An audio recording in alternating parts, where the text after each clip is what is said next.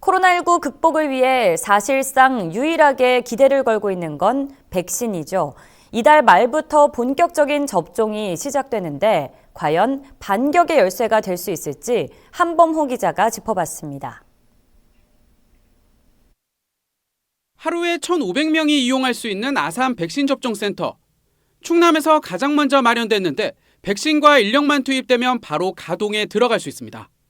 우리 아산시 전체 시민이 어디서든 쉽게 올 수 있는 장소고 저희가 냉동 보관 장소를 여기다 설치를 하고 그다음에 접종 부스별로 백신 냉장고를 설치를 해서 정부는 전 국민 1차 접종을 오는 9월까지 마치겠다는 계획.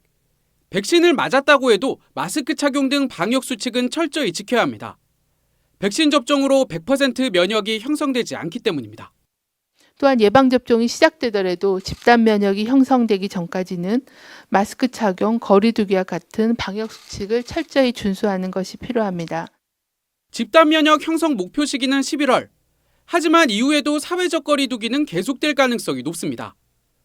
권덕철 보건복지부 장관은 지난달 취임 기자간담회에서 인구의 70%가 면역이 됐다 해도 감염되는 사람이 있을 수 있다며 11월 이후엔 겨울철 재유행 최소화와 중증 환자를 줄이는 것이 목표라고 밝혔습니다.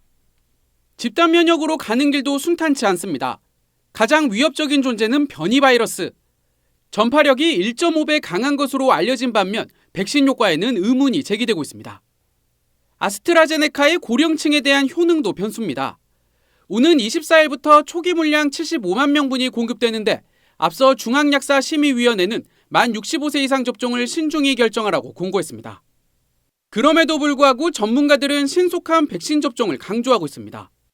가능한 한 이 백신을 최대한 빨리 맞아야 변이 바이러스가 확산이 안 되거든요. 고령층에서는 우리가 꼭 맞아야 되는 층이 있거든요. 그분들에 대해서는 보호자와 환자가 동의 후에 접종을 하면 좋겠고, 접종이 원활하지 않을 경우 11월 집단 면역 계획 자체에 차질이 생길 수도 있는 상황.